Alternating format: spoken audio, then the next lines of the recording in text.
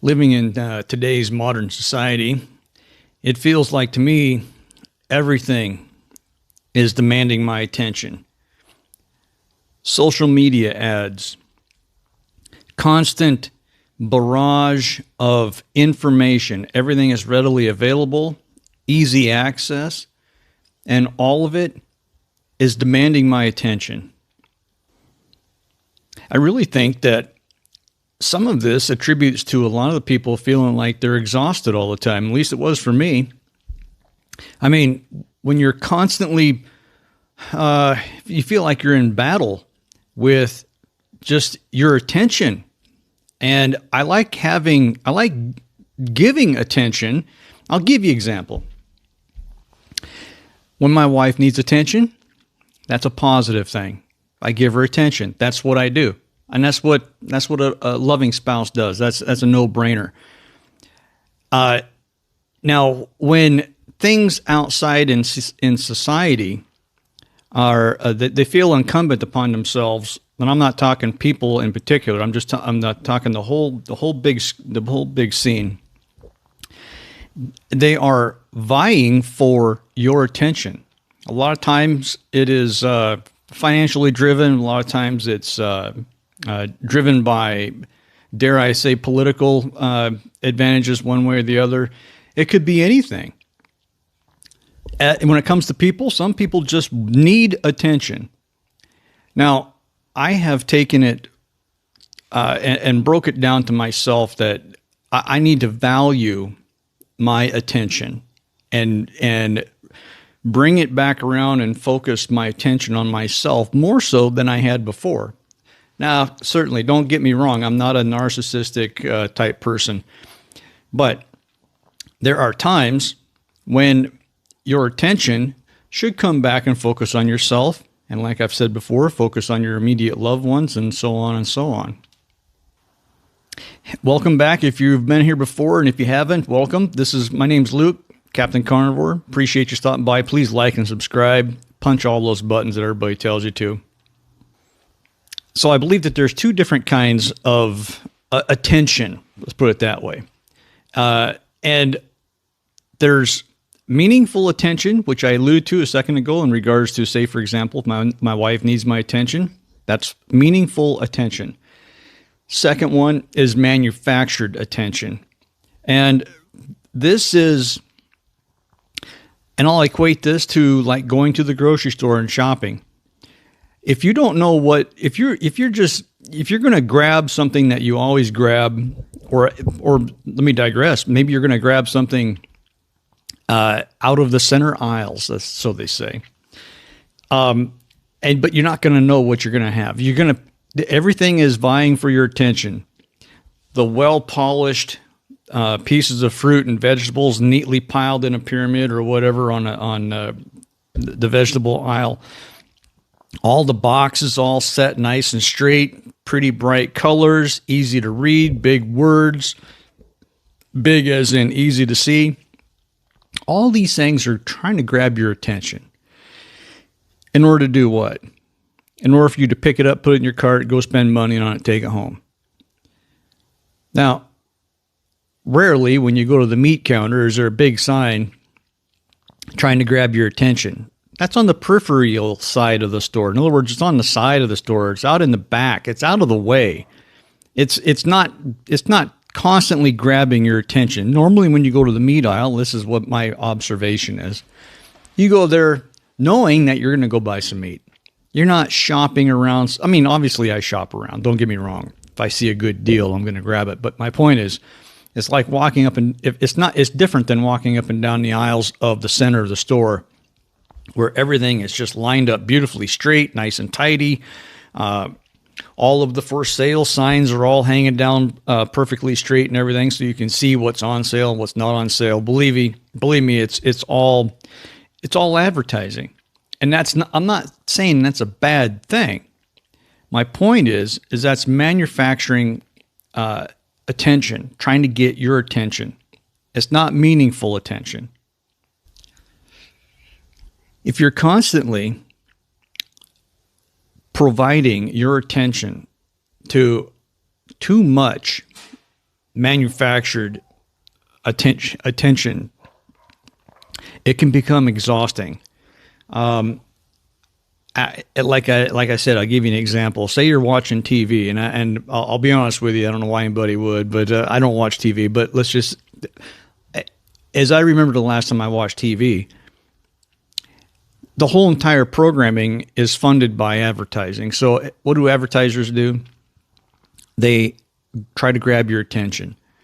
I mean, back in the day when I watched football and I watched the Super Bowl, 9 times towards the end of my football watching career, I didn't watch football. I stuck around and watched the advertisements because so much thought went into the manufactured advertising that was designed to get my attention, and it turned into the football game being the intermittent area in between of what I was actually wanting to watch, and that was for my entertainment only, of course.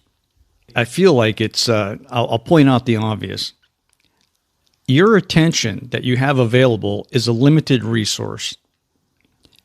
And I intentionally make mine even more limited, because if you're giving your attention to everything that is demanding it, you are giving your attention to things that you don't have control over and the things that you don't have influence over.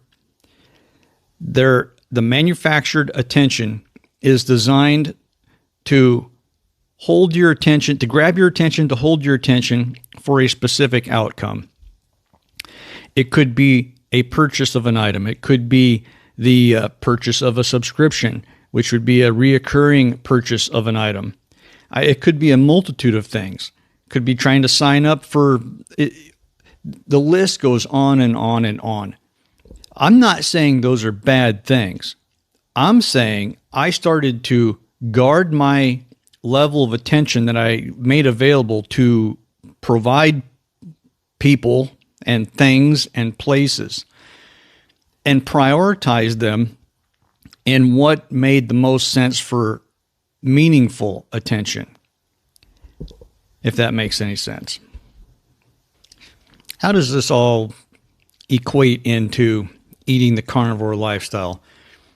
When you're eating such a simplified method of a diet, and your routine has become essentially into the sustainable range, the ability that it gives you for time, it frees up a lot of time. At least it did for me.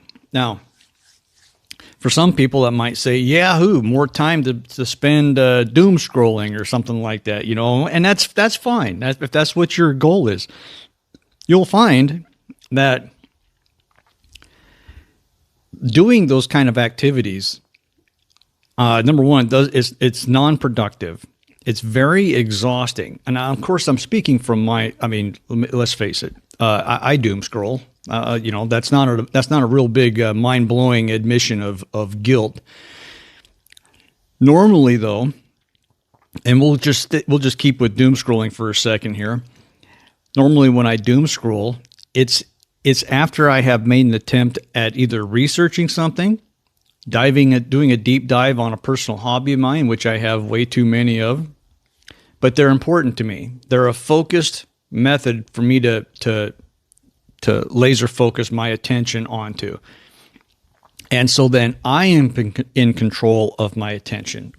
I don't let it to be an arbitrary thing, like just thumbing through, I guess the kids use TikTok, or probably maybe more adults than kids nowadays. I don't really know.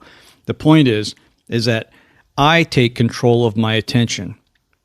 I give it out where I want to, or where it's beneficial to me and to my wife and my kids, my grandkids, those kinds of things. The things that mean the most. And it's not that that environment deserves my attention. It does deserve my attention, but I willingly give it. It's a loving attention. It's not a manufactured attention. This is a carnivore channel. When you take control of your diet, and you change your lifestyle like I have, then all of the attention that was being directed towards me to get my attention for eating what I would refer to as the standard American diet, we'll just say junk food, no diet at all, just whatever you could find. It felt like I was in control, but I wasn't in control. During those times, my body is giving me signals. It's saying, dude, if you don't eat in the next 10 minutes, I would personally refer to it as my body is dismaintaining. In other words, it was losing its ability to maintain itself. That's the way I felt. So it's like, well, you need to find something to eat. No time to waste. I don't care what it is. I just care that you get something and you get it now. You know, and it's like a false urgency. That's what your body is telling you. And and believe me, you're not going to keel over unalived because you didn't eat in the next 10 minutes, but your body's telling you that. And so when you see something flash up, you drive by fast food joint, man, you peel rubber into that place like, I just saved my life, you know. And that is your body vying for attention to solve a problem that's not a problem. When I had embarked on into the sustainability part of my carnivore lifestyle, all that went away. And now, you know, the signals I get from my body are, dare I say, they're fine-tuned. But if I miss a meal, I miss meals on purpose sometimes. And it's a negotiable thing with me. Sometimes I'll miss multiple ones on purpose. We'll call it fasting. So the levels of attention that I give even to my own body, which it doesn't even give me the signals anymore. It's kind of like it'd be like going to the grocery store to go grocery shopping, and all the boxes are turned sideways where you can't read them. Nothing is trying to get your attention. Nothing looks bright and shiny, and you know all the fruit's gone, or all the vegetables are gone, or whatever. They're still in boxes, cardboard boxes with lids closed on them. The idea being is that none of it is set out vying for your attention, just like my body wasn't giving me signals to my brain telling me, hey, it's time to eat, and it's time to eat now, you know, trying to grab my attention. So to bring it full circle, eating a simple carnivore meal, it kind of slowed my brain down. Let's go back to talking about my body reacting to its impending doom that it would experience when I was not carnivore. The brain would slow down. My body would go, hey, you know, you're actually feeding me what I need. And so it's sending a signal to the brain like, whoa, I got it under control. I got this. No need to send any more attention-grabbing signals. We're good to go. We're under control. Let's go back to the important aspect of attention, and that is the meaningful attention. When you can dial in on a meaningful attention, I would highly recommend, like I did, I protect it. I'm very, very protective of my meaningful attention. Of course, I won't have to explain the importance of immediate family, my wife, my kids, my grandkids, that kind of thing. That just goes without saying. But I also have lots of hobbies that are very dear to me. And so when I put attention into any of my hobbies, I protect that. Those are meaningful and they're productive to me. Somebody else might look at it and like, well, that's the most ridiculous thing. I would never do that. That's good. I hope that they're able to find something that is personal to them to focus their attention on. Whatever that may be, may not be of interest to me. You understand what I'm saying? It is critical, and I'm talking from my experience, it's critical to keep your attention, I guess, focused. In other words, don't let the manufactured attention encroach on your meaningful attention. It's very, very powerful, and it's very, very good at what it does. And I'm talking about the manufactured attention. It's very good at what it does. And before you know it, and I'm telling you from experience, you can find yourself going down a lot of rabbit holes, wandering up and down all the aisles, doing more excessive doom scrolling than what is physically and mentally healthy. And it's like a vampire. It's sucking energy away from your meaningful attention. And it's like a thief in the night. And before you know it, it's latched on. And my whole entire goal is to get away from that. Carnivore, eating the carnivore lifestyle. Like I said, your mileage may vary, but for me, it is, it's hard to put into words how profound it is. And these kinds of things have changed my life. And that's why I talk about the carnivore lifestyle. This is a life-changing event. It was for me. Now, is it a life-changing event for anybody else or everybody else? That's for you to decide. So a couple of ending notes. I guess as far as this video goes, listen, protect your meaningful attention. What the attention that you give to whatever it is that's trying to get it, if it's meaningful attention, whatever it is, if it brings joy, happiness, warmth, love, if it brings fulfillment into your life, well, that is meaningful attention. Cherish it, and for God's sake, protect it.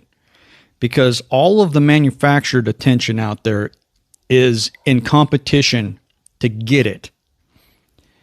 And when you can refocus your attention on protecting your meaningful attention, man, I say you're on the right track. You're winning heads over heels. Listen, guys, the world is a crazy, crazy place. We all know that. And speaking of attention, there's a lot of attention a lot of things out there trying to grab your attention. Not all of it is meaningful. Most of it you have really no control over. And if you don't have control over it, then you don't have any influence over it. So as I could recommend to somebody, I personally focus all of my energy on things that I have control, either I have control over and or have influence on. My immediate family, my spouse, my wife, obviously my spouse, my wife, my kids, my grandkids, friends, all these kinds of things. These are well-deserving recipients of your attention, the meaningful attention. Give it all to them. And finally, let's not forget your neighbors. They deserve meaningful attention also. They're not strangers. They're close by. Do the small things that matter the most. Open the door, say hi, say goodbye, wave your hand. Do the things that cordial neighbors do for one another. Be kind to them. And when you need them, they'll be there for you. Guys, thanks for hanging out today. This is Luke, Captain Carnivore. If you liked the video, please like and subscribe. I got plenty more coming. I'm doing lives Fridays at noon, Pacific Standard Time. Drop in, say hi, and stick around for the chat, the Captain Carnivore campfire chat. I appreciate everybody. Take care of yourself. Protect your attention. We'll see you on the next one.